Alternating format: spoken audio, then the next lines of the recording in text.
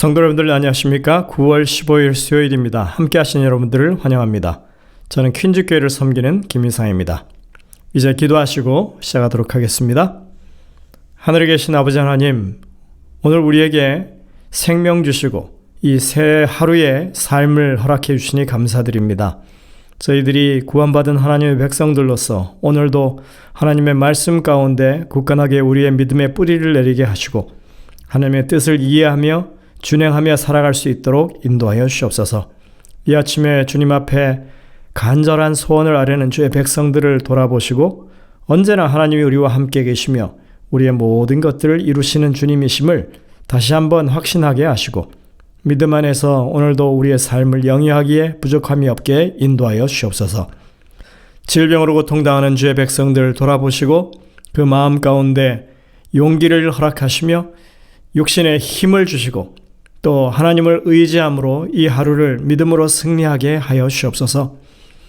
삶의 어려움 가운데 주님의 도우심을 간구하는 주의 백성들을 주님께서 붙잡아 주시고 믿음 안에서 굳건하게 주님을 신뢰하며 그 어려움들을 극복해 나갈 수 있도록 하여 주시옵소서.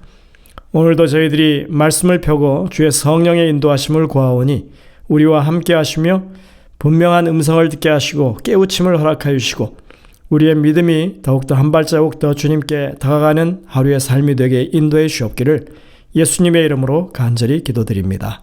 아멘. 오늘 제목은 마음의 평안이 없는 화가 난 선교사입니다. 오늘 우리는 요나서 4장의 이야기를 함께 살펴볼 것입니다. 안타깝게도 요나의 이야기는 3장에서 끝나지 않습니다. 요나서 4장을 읽어보시면 요나의 문제가 무엇이었는지를 우리가 알 수 있습니다. 요나서 4장은 자신의 선교 사역이 너무나 성공적이었기 때문에 하나님을 향해서 화를 내고 있는 요나의 그런 모습을 우리가 볼 수 있습니다. 그는 자신이 전했던 기별대로 니느웨가 멸망되지 않은 것에 대해서 불만을 드러냅니다. 왜 그렇게 할까요? 그것은 자신이 전한 기별이 어차피 일어나지 않을 일이었고 그것 때문에 자신이 그렇게 죽을 고비까지 넘겼다고 하는 것을 그가 하나님께 항변하는 그런 내용입니다. 요나가 하나님께 항변하면서 이런 말을 합니다. 내가 고국에 있을 때 이러하겠다고 말씀하지 아니하였나이까?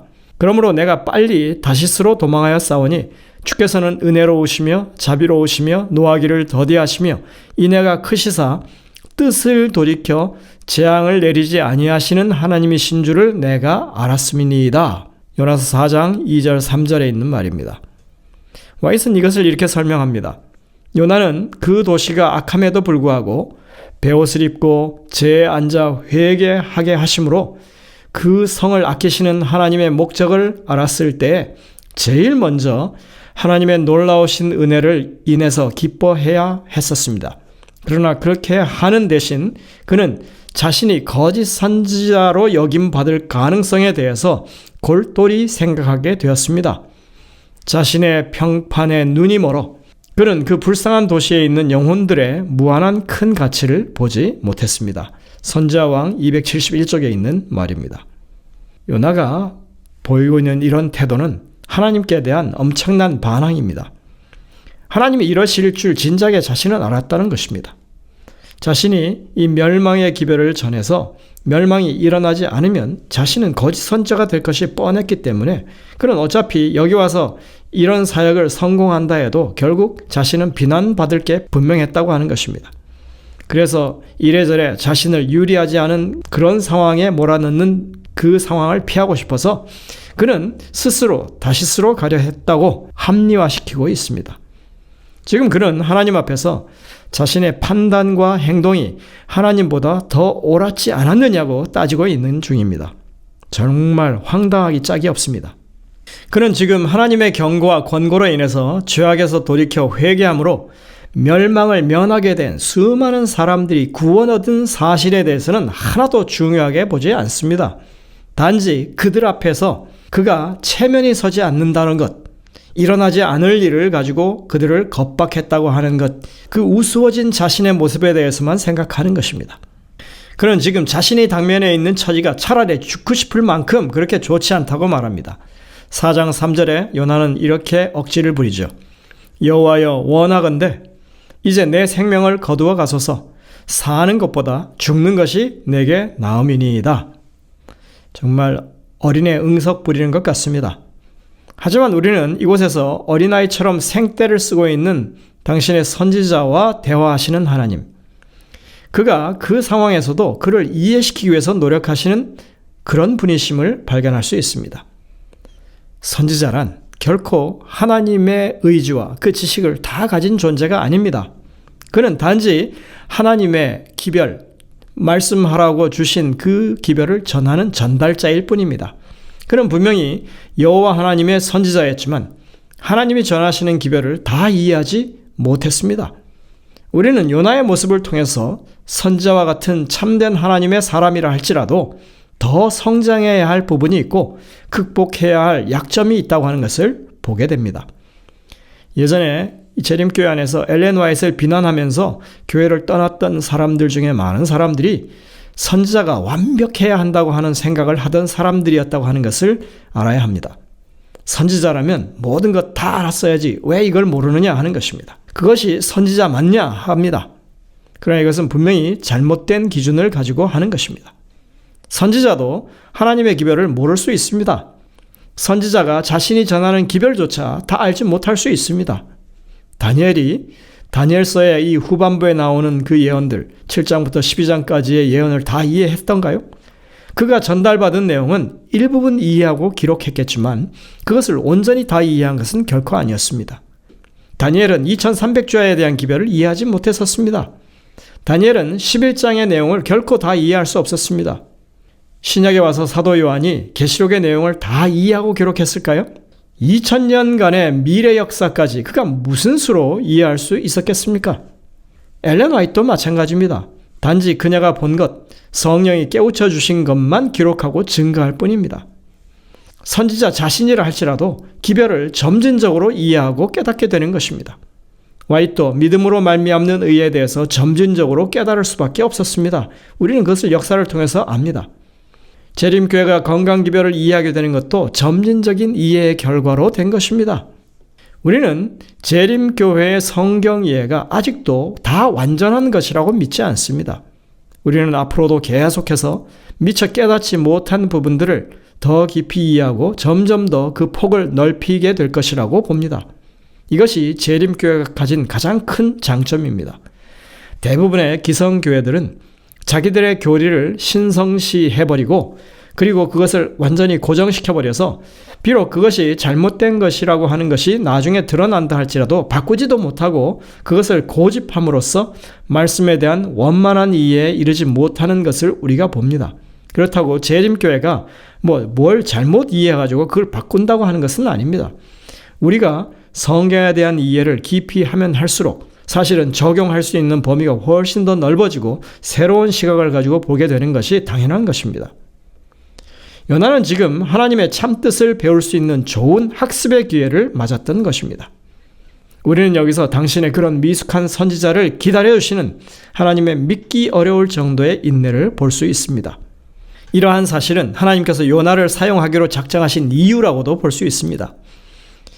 요나가 도망쳤을 때 그를 다시 돌이켜 이 폭풍과 물고기를 보내시고 이번에도 그가 잘못된 행동을 하고 있을 때 하나님께서 찾아오셔서 그를 이해시키기 위해서 함께 대화하시면서 말씀하시는 것입니다. 하나님이 요나에게 묻습니다.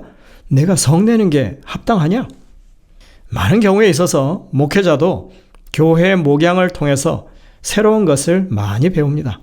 목사가 신학교를 졸업하고 목회에 투입되면서 모든 지식을 다 소유하고 목회 현장에 투입되는 것 아닙니다. 모든 면에서 부족한 사람이 하나님의 부르심에 의지해서 목회를 시작하는 것입니다. 그리고 시간이 가면 갈수록 이 교회 현장에서 말씀을 연구하고 증거해 가면서 새로운 것들을 깨닫게 되고 이 시대를 향한 하나님의 기별을 재발견하는 것입니다. 요나도 성공적인 선지자로 국내에서 칭송을 받는 사람이었는지는 모르겠지만 그도 분명히 배울 것이 있었던 것입니다. 목회자는 하나님의 구원 사역의 온도가 어떤 것인지를 분명히 배워야 합니다. 그 기별이 차가운 냉혈한의 목소리로 전해지는 것인지 아니면 구원을 갈망하는 사랑의 따뜻한 호소인지 그것을 말씀을 전하는 중에 목회자 스스로 체험해야 하는 것입니다. 이것이 목회자들이 배워가는 내용 중에 하나입니다. 누가복음 9장 51절부터 56절에 보시면 예수님이 예루살렘으로 올라가는 마지막 선교 여행 중에 사마리아의 어느 한 마을에 들어섰는데 마을 사람들이 예수님 일행이 예루살렘으로 간다는 이유를 들어서 그분들을 영접하지 않게 되자 야고보와 요한이 하늘에서 불이 내려서 멸하기를 기도할까 보냐고 예수님께 묻는 장면이 나오죠. 그때 예수님은 그 두 제자를 돌아보시면서 꾸짖으셨다고 그렇게 기록되어 있습니다. 왜 그러실까요? 중요한 것은 그들이 대우받는 것이 아닙니다. 하나님께서 그들을 어떻게 구원하기를 원하시느냐에 관한 것입니다. 여기에 나오는 경우와 이 요나의 이야기에서 우리가 비교해서 어떤 유사점이 있는 것을 볼 수 있습니다. 성경은 결탄코 코란이냐 칼이냐 양자택일로 기별을 전하지 않습니다. 성경을 안 믿어? 그럼 다 죽인다. 이런 식의 선교 방법은 중세나 근대까지 이 식민지 문화 속에서 자리 잡고 있었던 이 기독교 선교 형태라고 하는 것을 우리는 잘 압니다. 그러나 이것은 세속적 정복 사업의 마인드이지 결코 세상을 구원하시려는 하나님의 방법론은 아니었던 것입니다. 하나님께서는 도리어 이렇게 말씀하십니다. 하나님이 세상을 이처럼 사랑하사 독생자를 주셨으니 이는 그를 믿는 자마다 멸망하지 않고 영생을 얻게 하려 하심이라. 요나서를 통해서 하나님이 교훈하시는 하나님의 멸망의 기별의 본 뜻은 바로 요나서 4장 11절에 나오는 이 말씀입니다. 왜 요나를 보내서 이 성이 곧 40일 만에 멸망한다고 기별을 전했느냐? 하나님이 그 심정을 이렇게 토로하십니다. 하물며 이 큰 성읍 니느웨에는 좌우를 분별하지 못하는 자가 12만여 명이요 가축도 많이 있나니 내가 어찌 아끼지 아니하겠느냐? 하나님이 심판의 기별을 전하시는 이유는 단 한 가지입니다. 그들이 회개하여 구원에 이르는 것입니다. 그래서 요나가 보내심을 받은 것입니다. 하지만 오늘날 많은 그리스도인들이 심판의 기별을 멸망의 기별로만 증거하기를 좋아합니다. 지금 그들에게 필요한 것은 요나가 배웠던 교훈인 것입니다. 하나님은 니느웨 사람들이 회개하고 구원 얻기를 바라셨습니다. 이미 구원받은 백성들에게 정말 필요한 것이 있다면 멸망의 암울한 분위기가 아니라 하나님의 구원하심에 대한 확신인 것입니다. 구원받아야 할 자나 이미 구원받은 자에게 필요한 것은 멸망을 피해서 구원을 얻는 것입니다. 하나님은 우리에게 그런 확실한 기별을 증거하기 원하십니다. 우리는 이런 사랑의 하나님께서 모든 사람의 마음과 생각과 동기를 최종적으로 심판하시는 분이라고 하는 사실에 정말 감사해야 하는 것입니다. 요나는 하나님께 항변할 하등의 이유가 없었습니다. 화를 낼 이유도 없었습니다. 그는 지금 자신의 체면을 앞세워서 쓸데없는 오기를 부리고 있습니다. 와이즈는 이 상황에 대해서 이렇게 정확하게 진단해 줍니다. 선지자왕 272쪽입니다. 요나는 어쩔 줄 몰랐고 면목이 없었습니다. 그는 니느웨를 아끼시는 하나님의 목적을 깨닫지 못하였음에도 불구하고 그 큰 성읍을 경고하여 그에게 주어진 사명을 성취했습니다. 비록 예언한 사건은 성취되지 않았을지라도 경고의 기별이 하나님께로부터 오지 않은 것이 아니었습니다. 이 기별은 하나님께서 계획하신 목적을 성취했습니다. 하나님의 은혜의 영광은 이방인 중에 나타났습니다. 여러분들, 우리들의 전하는 기별이 성공적이 된다고 하는 것은 사람들이 회개해서 멸망을 피하는 것입니다. 우리의 사명이 실패하게 된다고 하는 것은 사람들이 결국은 멸망에 이르게 되는 것입니다.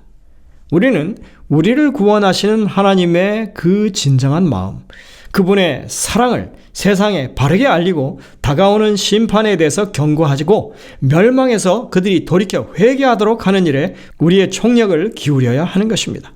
그것은 우리들뿐만 아니라 기별을 듣는 사람들의 마음속에 구원의 확신으로 드러나는 것이고 기쁨의 경험이 되도록 해야 하는 것입니다.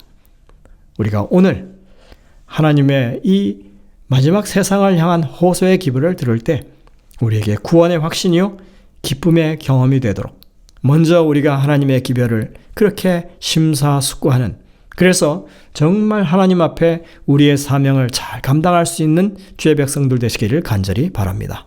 기도하시겠습니다.